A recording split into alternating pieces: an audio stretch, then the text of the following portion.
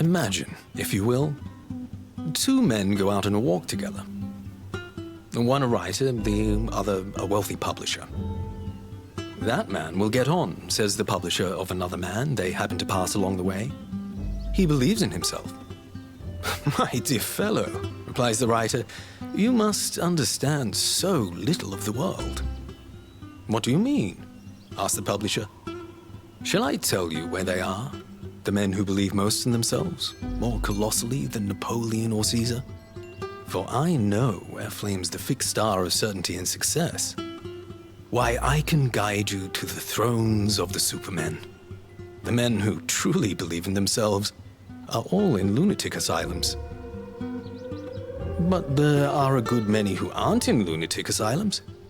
Yes, and you of all people ought to know them. That drunken poet from whom you would not take a dreary tragedy.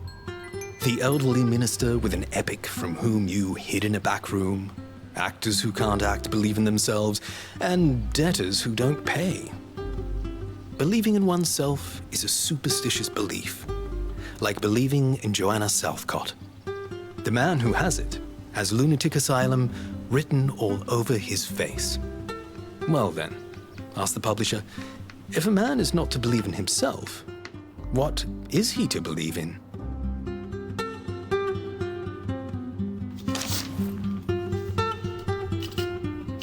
Well, I will tell you a story that is a little like that. It begins with Patricia, who lives with her uncle, the Duke, and a stranger whom she is about to meet for the very first time on her evening walk.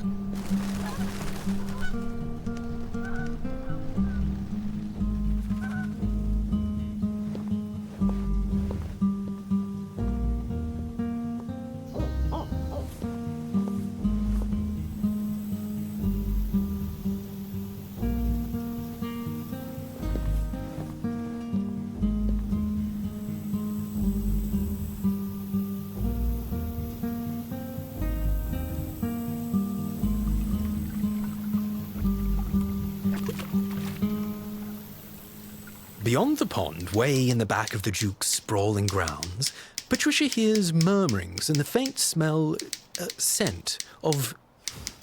Is that gunpowder? Matches? Smoke? Curious, she follows the sound into a clearing. Oh, who are you? Who am I? Yes, who are you? The lady was indignant at the sight of an uninvited commoner on her land. He needed to come up with an explanation. I have a hat, but not to wear. I have a sword, but not to slay. And forever in my bag I bear a pack of cards, but not to play. What are you saying? It's the language of the fairies. Oh, daughter of Eve? I never thought fairies were like you. Oh, fairies can be whatever stature they please. If you wish to see a fairy as he truly is, you have to look for his head above the stars and his feet upon the ocean floors. Fairies are gods. They are the elemental spirits. I mean, any one of them is greater than this world. Well, I think you're growing taller as you speak.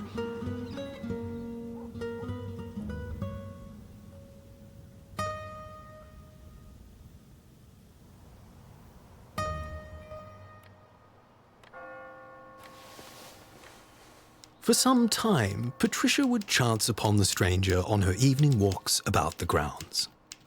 One day, she tells the family doctor that she has met an elf or a wizard or something. The doc tells the Duke that his niece is off with the fairies. The Duke, thinking parlor tricks the best remedy, calls for a conjurer and invites the doc and the new parish vicar to an evening of magic.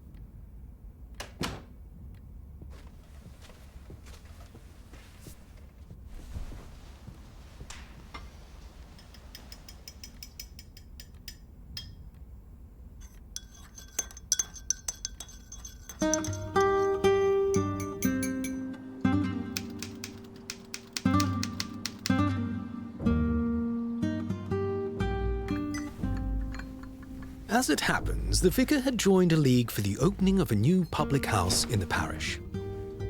The doctor had joined the league opposing it. To the vicar's mind, he was merely doing his duty as a priest. To the doc, the vicar was merely creating a headache.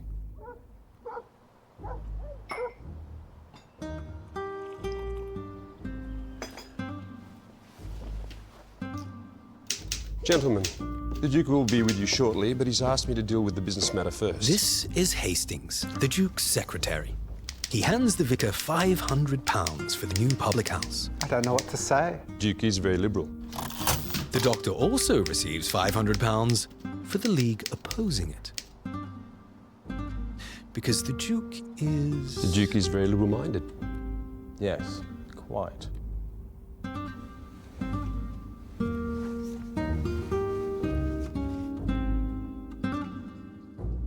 With the business matter done, and never having much of a taste for tea, the doc could finally be rid of his cup. The Duke is all for compromise. Tell him of the 5 best breeds of dog to own, he'll always end up buying a mongrel. Don't get me wrong, he is the kindest of men. Always trying to please everybody, he mostly ends up not pleasing anyone at all. Take this conjuring, for instance. Do you know he has 2 wards who are to live with him now? I heard about a niece and a nephew from Ireland. Well, the niece came from Ireland some months ago. The nephew comes back from America tonight. I suppose I should fill you in spite of your precious pub. You seem sane enough to me, and I fancy I shall want all the sane men I can get. Well, I was family physician to the Duke's brother in Ireland. I knew the family pretty well.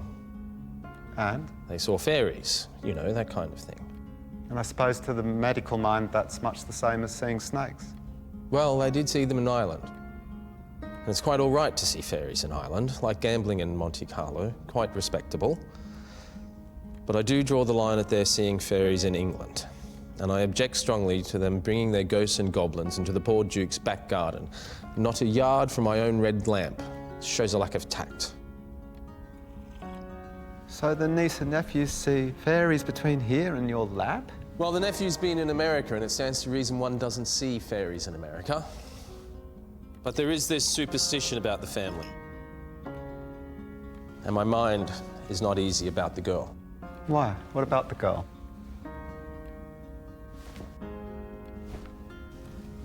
She wanders the parks and woods, on damp evenings for choice. She calls it the Celtic twilight.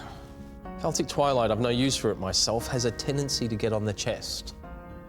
Have you told the Duke? I have told the Duke, and that is why we have a conjurer. Ah, my dear sir. So sorry to have kept you waiting, but we're rather in a rush today. You know Mr. Carlin is coming this evening? Yes, Your Grace. I've already sent a taxi to meet him. Ah, my nephew, Dr. Grimthorpe, you know, Morris, Miss Carlin's brother, from America. I hear he's doing great things out there. Petroleum or something. Must move with the times, eh? I'm afraid Mr. Smith doesn't much believe in moving with the times, Your Grace. Oh, come, Mr. Smith, progress. Are you not for progress? Of course, I can't imagine how busy you are. You mustn't overwork yourself, you know. Hastings was telling me how you laughed over those subscriptions of mine. Well, I believe that looking at both sides of the question, Mr. Smith, aspects, as old Buffalo called them, you, sir, represent the tendency to drink in moderation and do good in your way. The doctor represents the tendency to not drink at all and does good in his way. We can't be ancient Britons, you know. I'll send someone for my luggage, driver.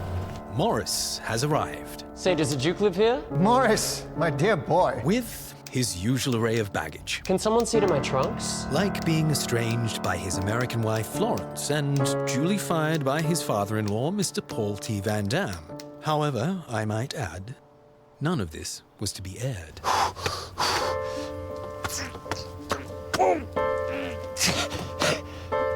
Stop fooling around, Lewis. I'm coming! I'm coming!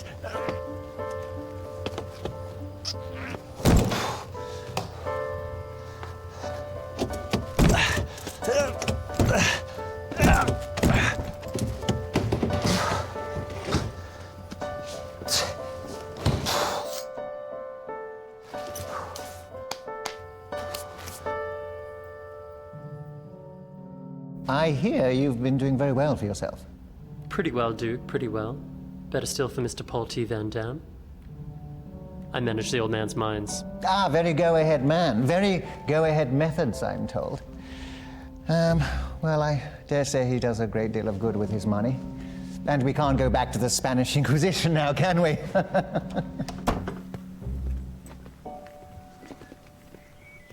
How's Patricia?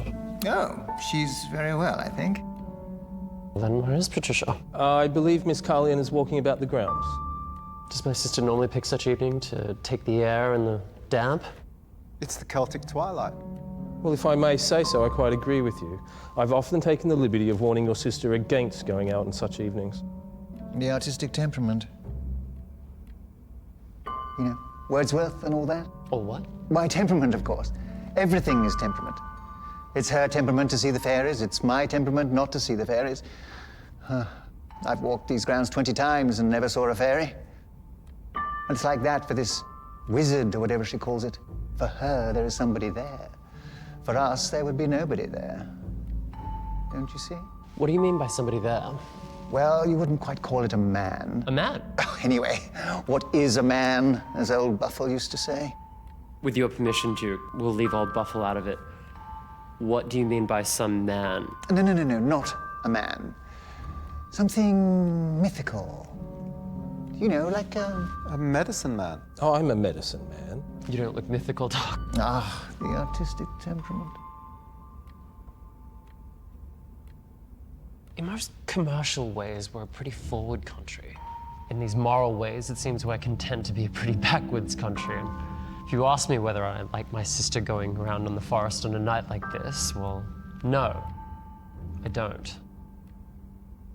Well, I'm afraid you Americans aren't so advanced as I'd hoped. As old Buffle used to say, when the... Patricia, where have you been? Now, of all the things that one could say, like on my usual walk about the grounds, or stopping by the local village, or simply annoying the kitchen staff, she says... In Fairyland, I guess. To which the doctor thought it only reasonable to ask. Where exactly is Fairyland? Well, it can be nowhere or it can be wherever you are. It's not like other places. Any inhabitants? Only two. Oneself and one shadow, but whether he is my shadow or I am his, I'm yet to figure out. He. You needn't get all conventional about it, Morris. Does he have a name? We have no names there. You never really know anyone, if you know their name. What does he look like? An elf. Does he speak? Yes, he speaks. What does he talk about? The truth. The truth? He is a wizard. How do you know he's a wizard? I suppose he played some trick on you? He did pick up a stone and cast it into the air, and it flew into God's heaven like a bird. Is that what made you think he was a wizard? No, he was speaking the language of the elves when I met him. Do you know the language of the elves, Patricia? Not until I'd heard it. See, Patricia, I reckon this here is going to be about the limit. I'm not going to let you get taken in by some fortune-telling, fortune-seeking tramp just because you choose to read mere poetry. Come now, Mr. Carlion. Certainly we can allow for a little poetry. I mean, we can't all live purely on petroleum. Quite right. And being Irish and all. I think it was Chesterton who wrote that poets don't generally go mad. Chess players do, and mathematicians, cashiers. Now, they go mad. Yes. This was going to take a while. What the vicar was bravely trying to recall was the notion that imagination, especially the mystical kind, is dangerous to a man's mental balance. But this is not true. Imagination does not breed insanity. Reason does. Critics are much madder than poets. Shakespeare is quite himself. It is only some of his critics who have discovered that he was somebody else. Where am I going with this? Ah, yes. The poet only asks to get his head into the heavens. It's the logician who seeks to get the heavens into his, and it's his head that splits.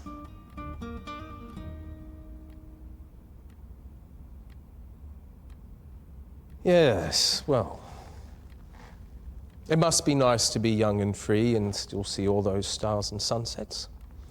We old buffers won't be too strict with you if your view of things sometimes get a little bit mixed up, shall we say.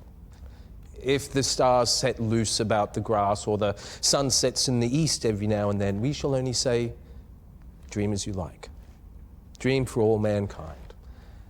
Dream for those of us who can no longer dream. But do not forget the difference. What difference? Well, the difference between things that are beautiful and things that are there. My red lamp is not beautiful, but it is there. You may even come to be glad of it when stars of gold and silver have faded. Oh, some men are still glad to find my red star, although they may not be wise men. You don't think that there may be drifting and spiritual stars that'll outlast the red lamps? The red lamp will last my time. It's like Tennyson. It just went out. What's the matter? The doctor's red star is gone. Nonsense. There's only somebody standing in front of it. Maybe it's that fortune teller of yours. I have seen him walking about the grounds. Well, let's find out.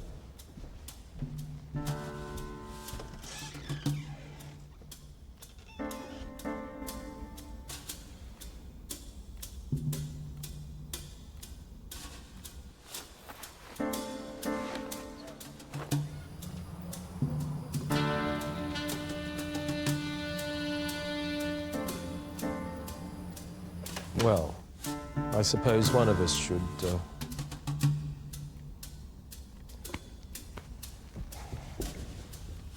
Somebody in the garden. Really, this land campaign.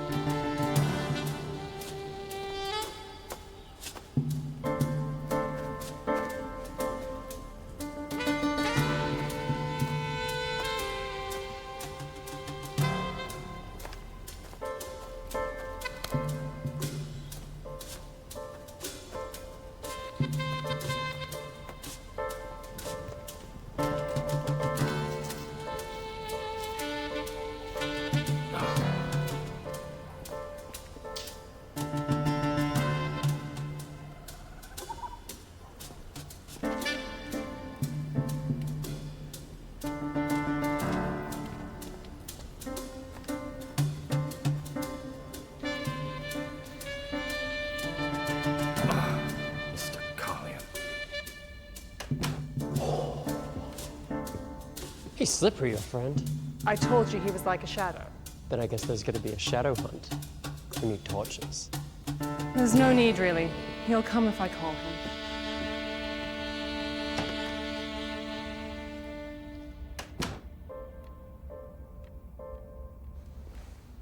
Where's the dog? Oh, for Pete's sake. That's it. I am done. I am done. What happens next is quite simple. Patricia opens the front door and is surprised to find standing there, about to knock, the man they were looking for, and lets him in.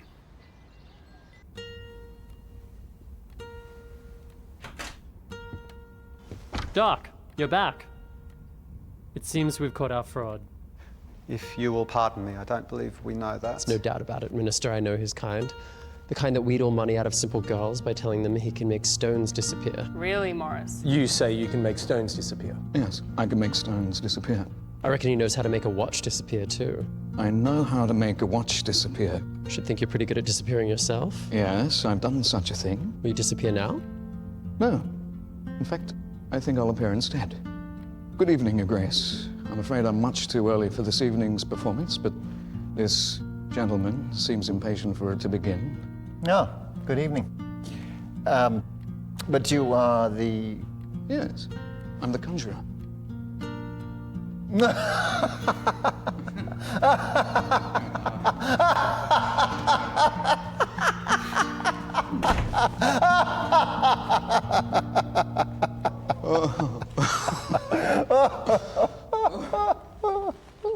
When they are done laughing, Morris, the doc, and the vicar take a light supper in the dining room. The vicar eats in silence while Morris regales them with tales of his grand exploits in America, with the occasional question and lots of nodding from the doc. Meanwhile, the conjurer prepares his tricks under the Duke's watchful eye.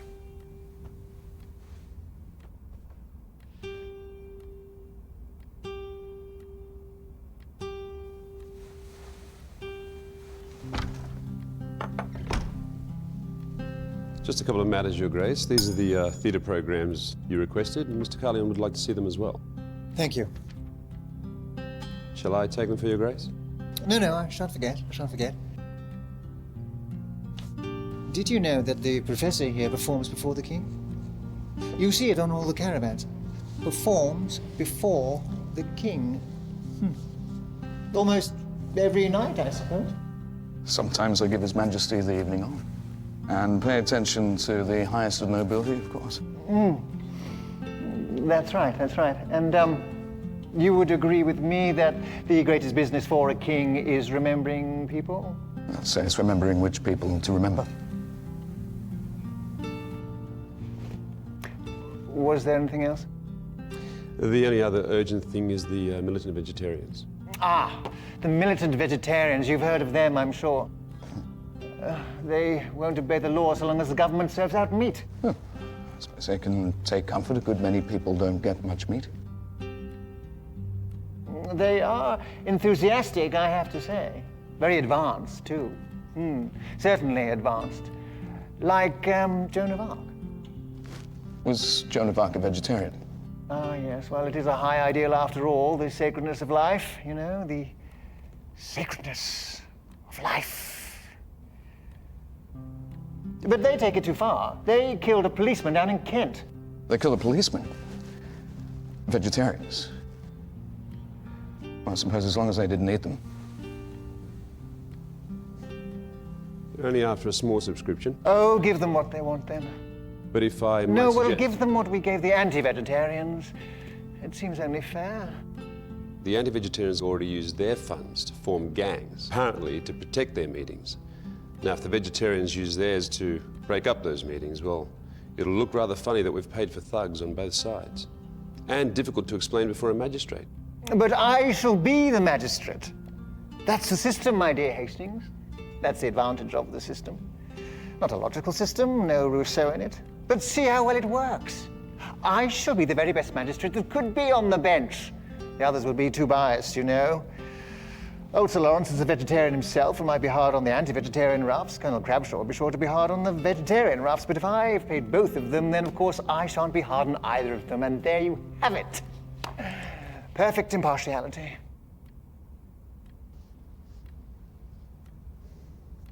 Shall I take the programs for you, Grace? No, I won't forget them.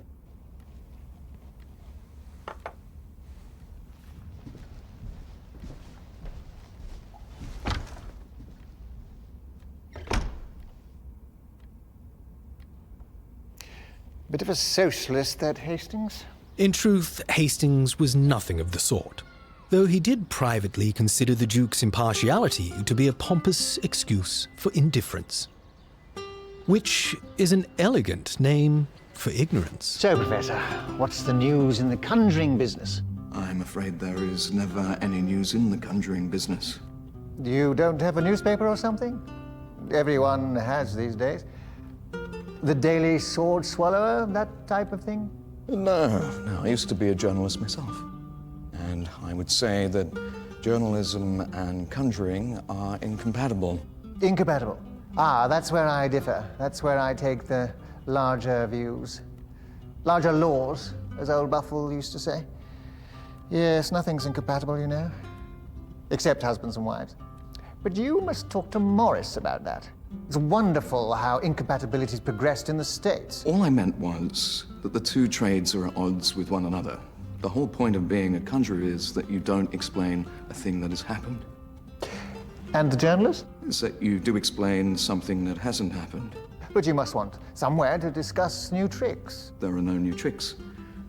But if there were, we wouldn't want them discussed. Oh, that doesn't seem really advanced. Are you not interested in modern progress? We're interested in any tricks done by illusion. Well, I better go and see how Morris is. I will have the pleasure of seeing you later.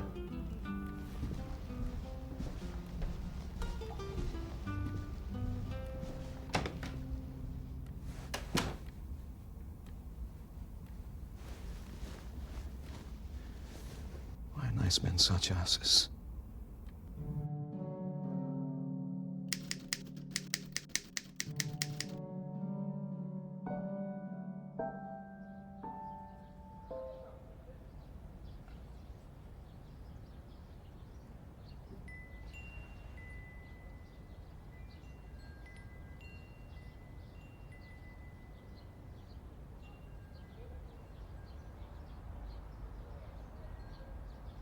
Alone.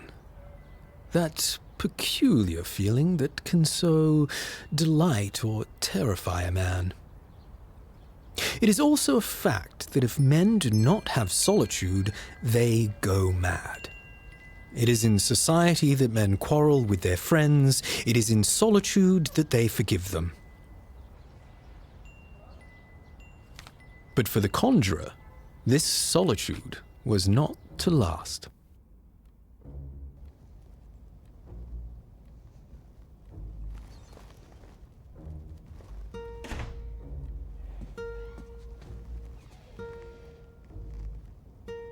Beg your pardon.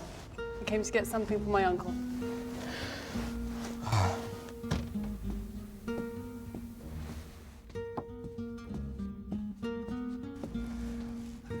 Miss Cullion. Miss Cullion, may I ask you a question? I can hardly imagine what the question might be. Well, the question is me. And what have I to do with that? You have everything to do with that. Look, you think I'm a liar because I told you I could make stones disappear. Well, so I can. I'm a conjurer. As a mere point of fact, it isn't a lie. But I don't know if you have the faintest notion of what it means to a man like me to speak with a lady like you, even on false pretenses. I'm a villain, a fraud, a vagrant. I even used to be a Fleet Street journalist. Well, before I met you, I thought that the rich never thought at all. Well, we had a good conversation, didn't we? I told you I was a liar. I told you a good deal of truth. To spare you the detail of what follows, she says she can't think of anything worse than a conjurer who won't even call himself a conjurer. He says, well, there is something worse. But let's not talk about that. Instead, he tells her a tale of the lonely life of itinerant magicians, the cheap travel and dingy hotels, creating new tricks, new patter, new nonsense, and the rehearsal habits of actors in open spaces and woods, of always being alone until he met her and realized he was not alone. Ta-da! Ah, Morris. There you are. Ooh. Let's see, I know that one. I know that one too. One works with a wire, I think. False bottom. One goes up the sleeve. Substituted pack of cards. Really, Morris, you False mustn't bottom talk like you know everything. Oh, I don't mind anyone knowing everything, Miss Cullion. There's something more important than knowing how a trick is done. What's that? Knowing how to do it. Really? That's so... Being the high-tone conjurer, because you can no longer take the whole sidewalk as a fairy. Really, Morris, you're very rude. If there was any mistake, it was mine. Come, shake hands, do whatever men do to apologize. He won't turn you into a goldfish. That right, Professor? Yes.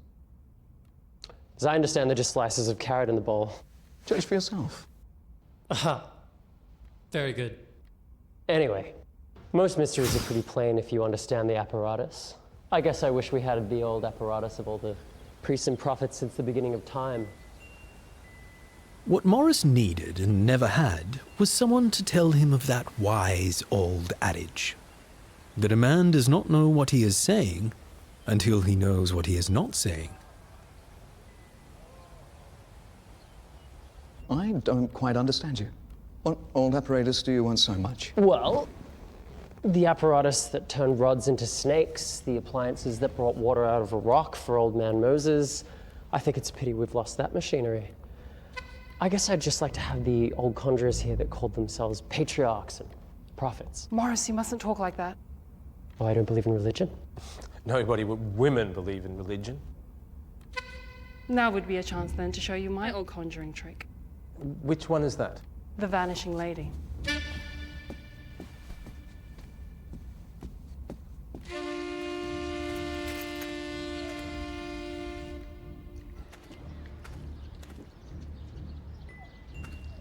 There is one part of their old apparatus I regret being lost.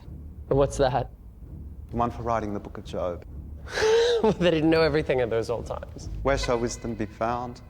What is the place of understanding? Somewhere in America, I believe. Man knows not the way to it.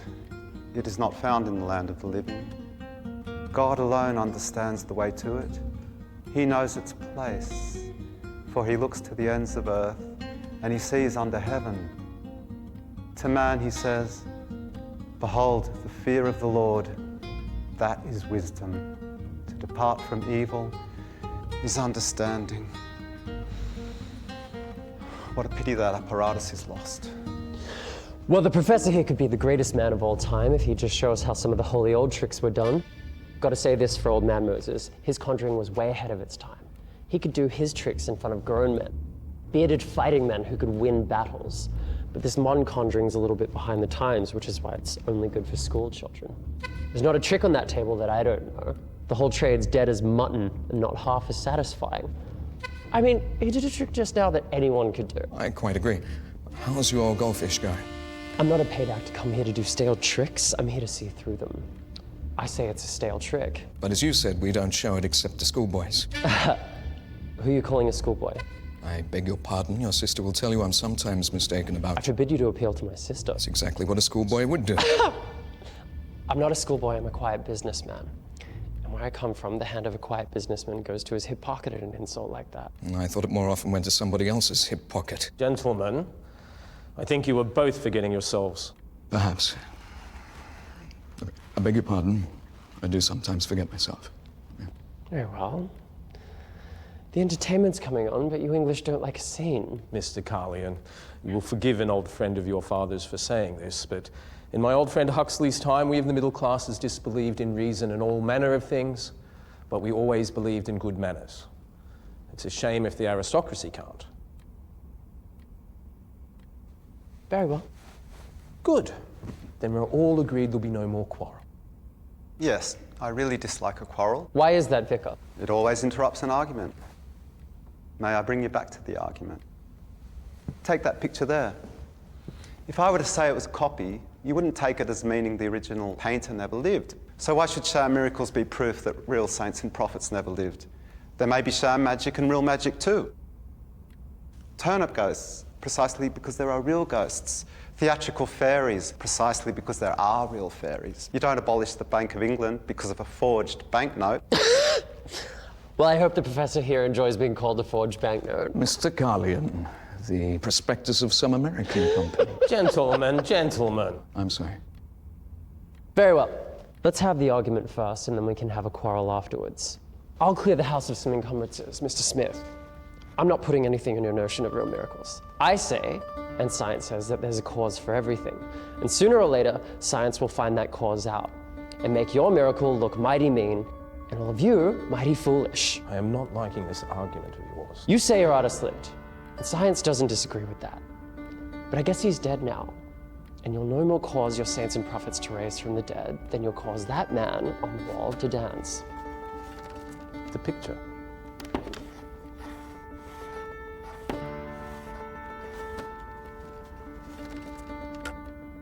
You were in the room before those. You think that'll take us in? You can do it with wires. It could be done with wires. That's how the damn spiritualists do it. They say they can make furniture move, and when it moves, they move it. But we mean to know how. It can be done with a sliding plank. It can be done with a sliding plank. You were right about that red lamp of yours, Doc. That red lamp is the light of science. It's an all-consuming fire that'll put out all your ghosts. And you and your priests can no more stop that light from shining or change its color than Joshua could stop the sun and the moon. What is it?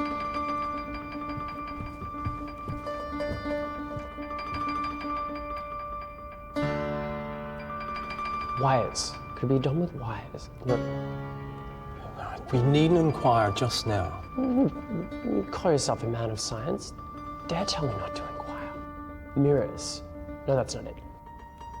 You throw a green light on a red light. No, you don't get blue. If you have done this, for God's sake, undo it. The light's red. You've done something to the glass. You won't find there's anything wrong with the glass. I'm going to find out what's wrong with the lamp. You're not going after him then? I'm afraid it's still a very damp evening out.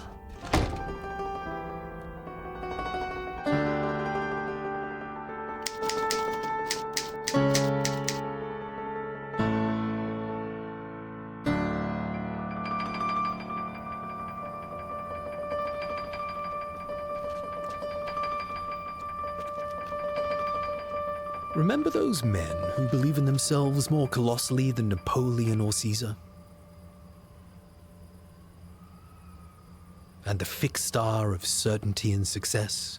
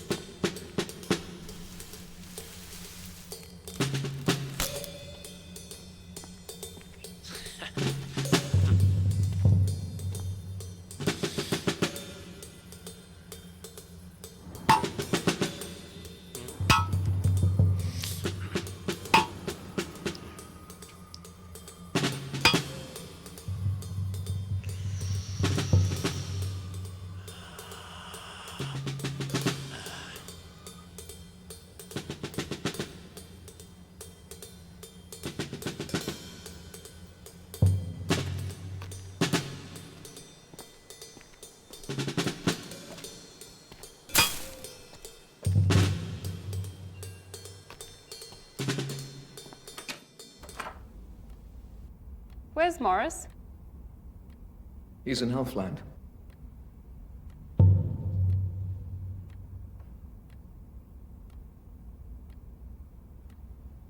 Right. I'm going out to find my brother.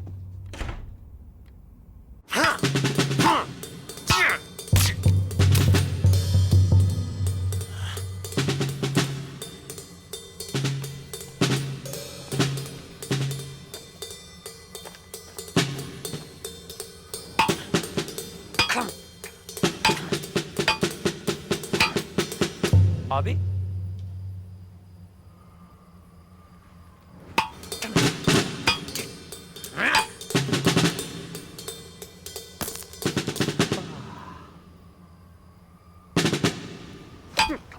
Morris? Morris, what are you doing? Get back in the house! No patch yourself. Back inside the house, the vicar wonders if they should be doing something. I really feel like we ought to be doing something. He then hears the faint sound of someone wailing in strange tongues. What is that? The normal noises, I believe, of a quiet businessman. Really, sir, I understand you feeling bitter because you have been uncivilly received, but to speak like that just now. Can I speak to the doctor? Can I be of any use? I only want the doctor. Certainly, my dear.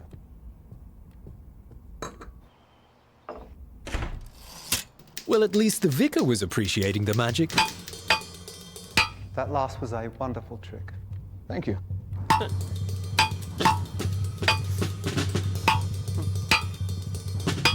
Morris! Was going to take a while. You're embarrassing me! He'd been the best, Morris! the brightest, Morris, stop! was supposed to get on. Get back in the house! Now his fixed star was being brought down by a common law. Stop! Morris! What? What do you want, Patricia? The doc and Patricia finally coax him back into the house, into the study to be precise, and lay him out on a chaise longue, as befits a man of his stature. The doc gives Patricia some drops to give to Morris, as liberally as she sees fit, to calm him down. The doc even contemplates taking a drop himself to relieve his splitting head.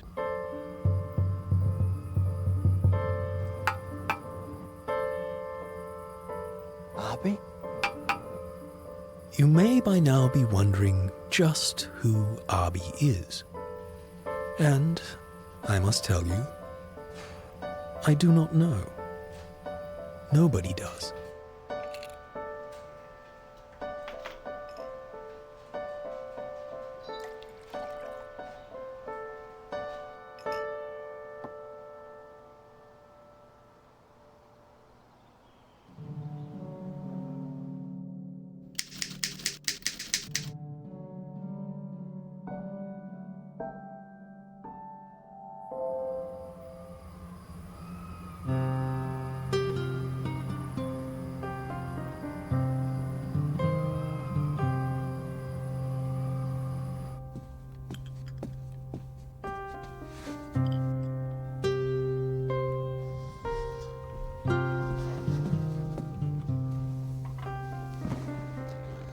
Well, he should be all right now.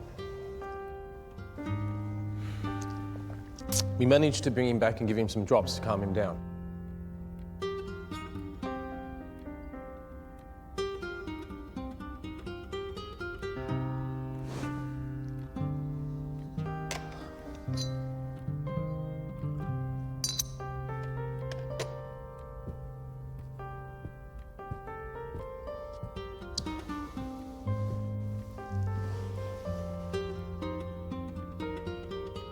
I told you there was mental trouble in the family.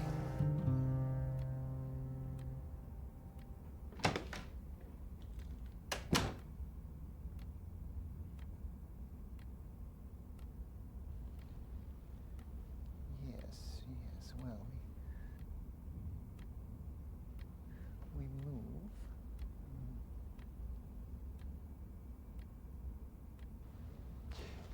You know, we move. I must speak to Hastings.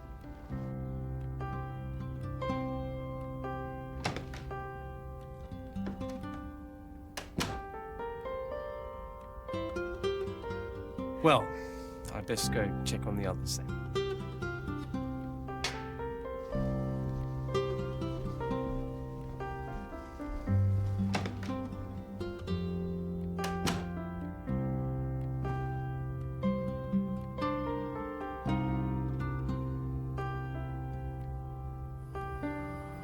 Bonnie night. Now may be a good time to bring this up. Oddities do not generally strike odd people. They only strike ordinary people. This is why ordinary people, like Lewis, have a much more exciting time, while odd people can only complain of the dullness of life. How is Mr. Carlian? He is, at present, in a state somewhat analogous to Delirium, in which he can still partially ask and answer questions. The question he continuously asks is how you manage your last trick. My last trick.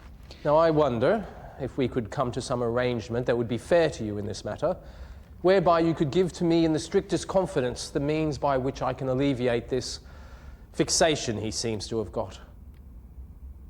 This special condition of semi-delirious disputation is a rare one, and in my experience, connected to some rather unfortunate cases. Do you mean he's going mad? Really, sir, you ask me an unfair question. I could not explain the finer shades of these things to a layman, and even if what you say were so, I would have to consider it a professional secret.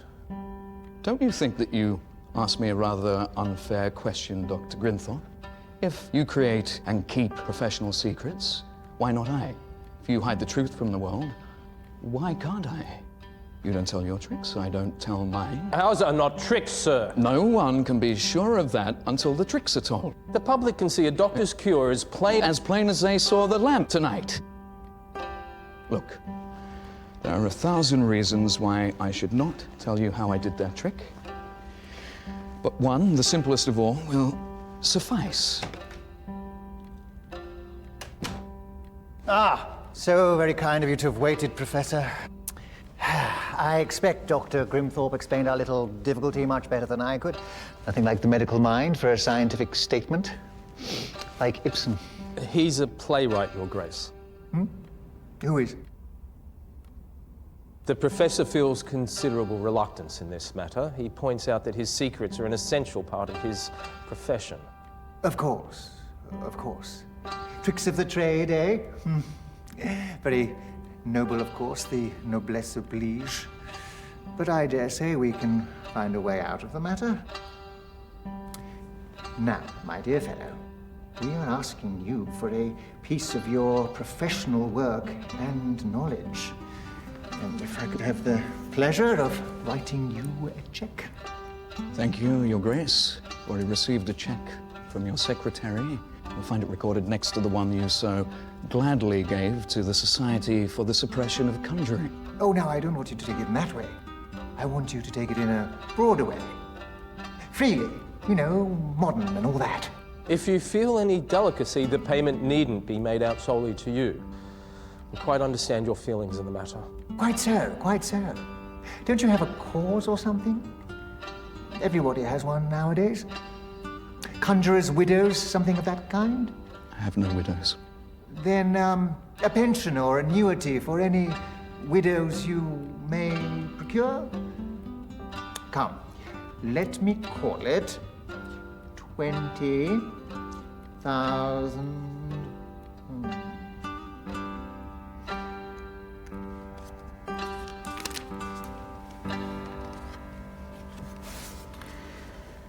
You'd really pay a sum like this to know how I did that trick? I would willingly pay much more. I think I did explain how serious the matter is. You'd really pay much more. But what if I told you there was nothing in it? Well, if it really is that simple, then I would say a little healthy laughter is the best possible thing that could happen. Oh, you won't laugh. But as you say, it is something quite simple. That's the simplest thing there is. That's why you won't laugh. Why? What do you mean? What shall we do? You will disbelieve it. Why? Because I did it by magic. You mean to take that check and then tell us it was only magic? No. I mean to tear this check and tell you it was only magic. Oh, hang it all, there is no such thing. Yes, there is, and I wish to God that there wasn't. Really, sir? Yeah. Magic? Yes, Your Grace, one of those larger laws that you were telling us about.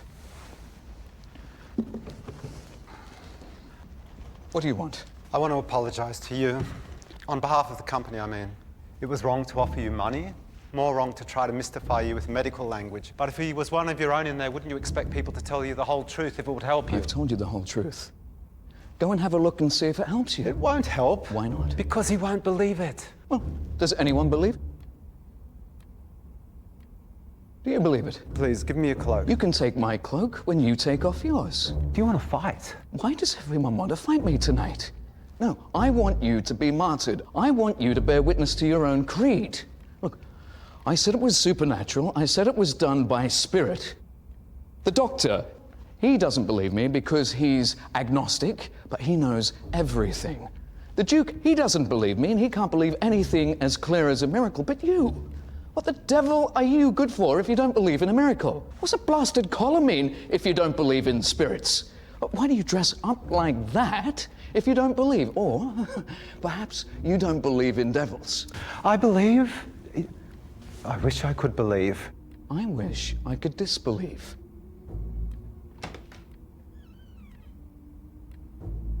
May I speak to the conjurer? Do you want the doctor? Is there any change? I only want to speak to the conjurer.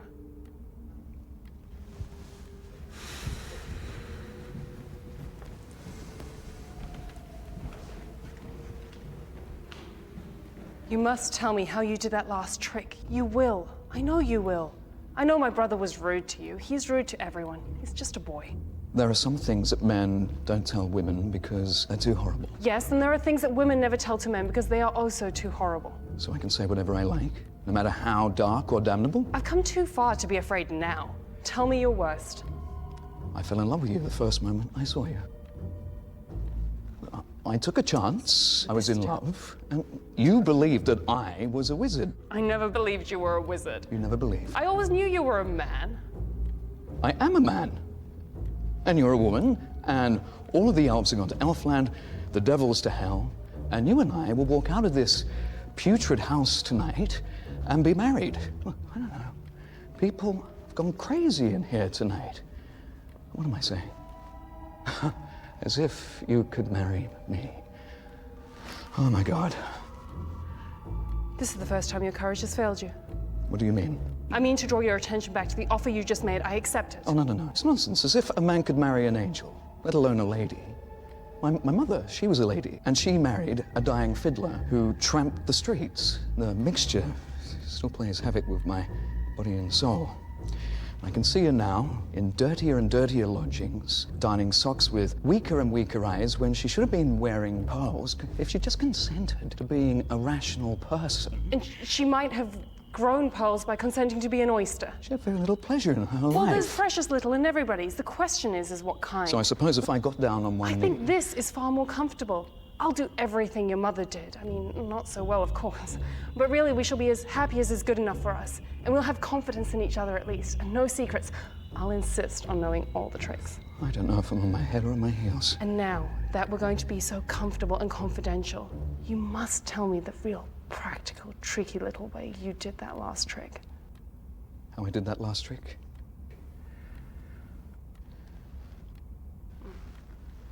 I did it by devils. Ah, you can believe in fairies, but you don't believe in devils. No, I can't. This room is full of them. What does that mean? It means that I have done what many others have done before me, but very few have prospered by. I told you I mixed up some strange sets of people, and among others, there are those who profess to do their tricks aided by spirit.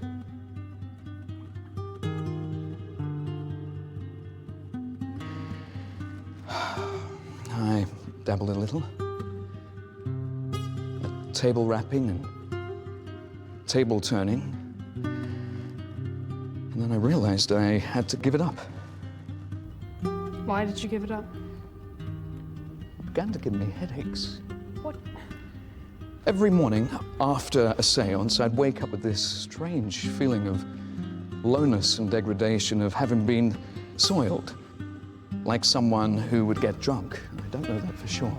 I have a strong head. I don't get really drunk.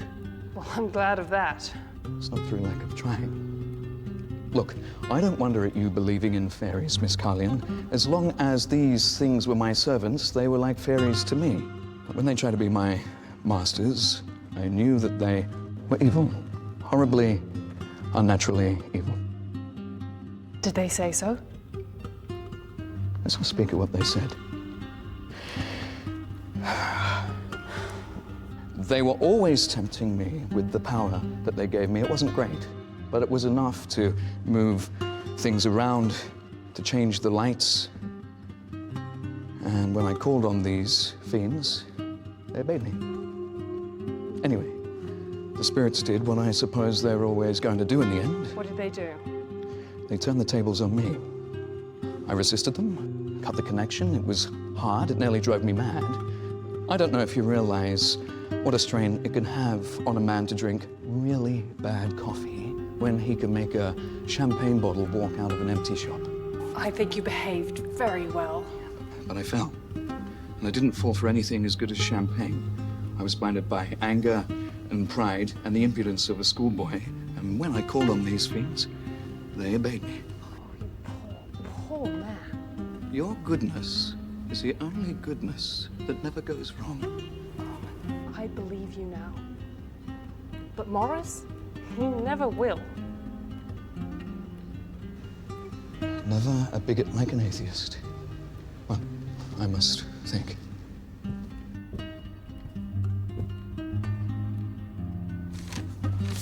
While the vicar's dilemma was a spiritual one, the conjurer's was a moral one. He had to go out and face his demons in the garden, leaving Patricia to tend to Morris, and the Duke, the Doc, and the vicar to return to the drawing room, where things seemed oddly darker. A remarkable man, that conjurer. Curious man, very curious. Clever man. You know, the kind of man who would... What's that? What's what? What's what? I thought I heard a footstep. Oh, why, Hastings. Hastings, we thought you were a ghost. You must be. You're looking as white as one. I've come to bring an answer from the the vegetarians. Hastings, you really are looking white. I beg your Grace's pardon, I had a slight shock on entering the room. A shock? What shock? This is the first time I think your Grace's work has been disturbed by any private feelings of mine. I will not bother you with them. It will not occur again.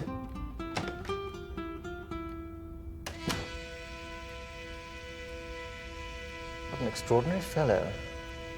I wonder if, Oh, no, no, no. An extraordinary fellow.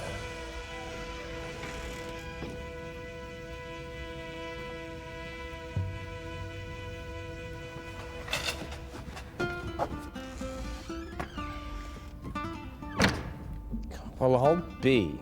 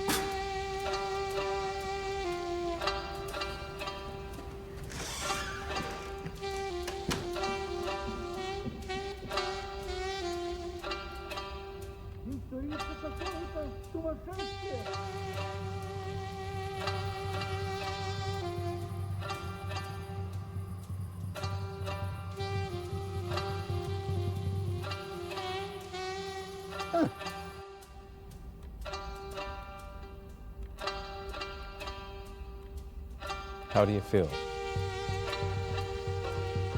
Like I must have a window shut or opened. I'm not quite sure which. In God's name, go! Really, sir? I am not used to being spoken to like that. It wasn't you I was telling to go. No? Well, I think I shall go anyway. This room feels horrible. Horrible? No, no, no, no, just a little overcrowded, and I don't seem to know all the people. We can't like everybody. Oh, these large at-homes. Go back to hell, from which I called you. This is the last order I shall give.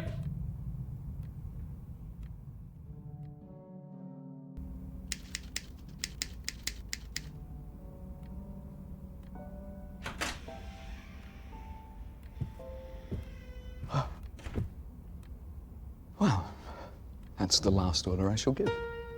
And what are you going to do now? I'm going to tell Mr. Carlian a lie. And what is that? I discovered something that he couldn't. I found a natural explanation for the trick in the garden. Oh, you are exceptional. Can I take your explanation to him now? No, thank you. I'm going to take it myself.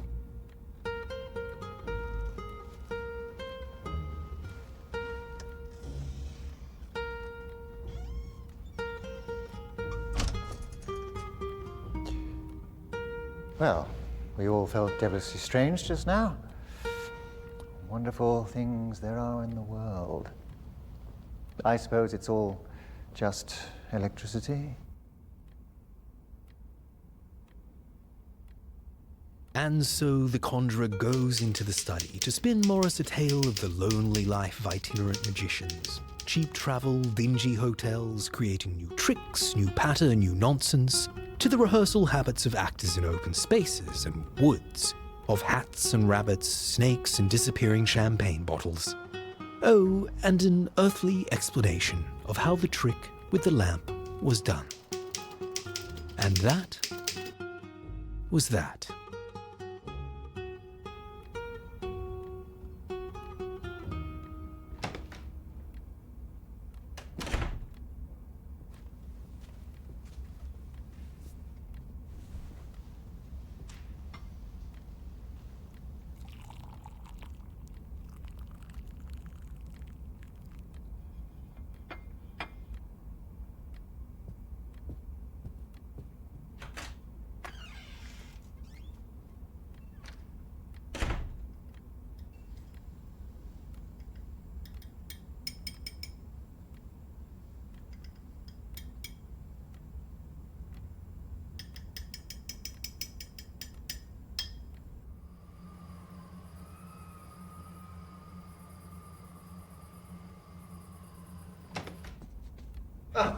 How is your brother, Miss Carlian? Morris, he's much better now. The conjurer told him quite a story, and he believed it. Ah, Professor, we owe you 1,000 thanks. Well, you seem to have doubled your claim to originality. And shown explaining a miracle is more remarkable than performing one. By the way, what was your explanation? I shall not tell you. Why not? Because God and the demons and this immortal mystery that you deny so much was in this house tonight. You know it was. You know the spirits as well as I do. You fear them as much as I do, and yet... And yet? If I told you the lie I told Morris, you'd believe it as he did. And half an hour from now, you and everyone else would say how it was done. Even after I did it by magic. Well, goodbye. I'll not say goodbye. Ah, you are good. I put my honor in your hands tonight, and oh yes, I still have a little left.